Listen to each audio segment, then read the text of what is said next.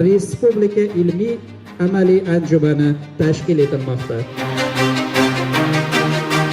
Pedagogika va psixologiya kafedrasi professor-o'qituvchilar tomonidan tashkil etilgan respublika miqyosidagi ilmiy amaliy anjumanga xush kelibsizlar.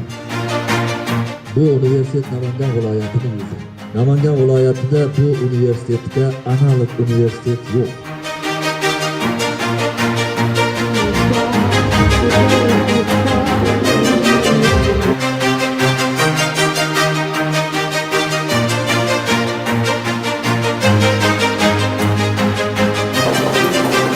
O'zbekiston maktablarini kamida 51%ni inklüzivlikka erishishni maqsad qilib qo'ydik.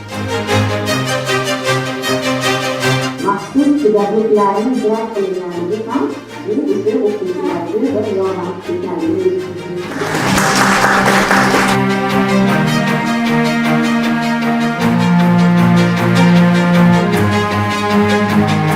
Kelajakda yuksak saviya bilim va ma'naviyatga ega bo'lgan barkamol avlodni tarbiyalash qiyin bo'ladi deb ta'kidlaydilar.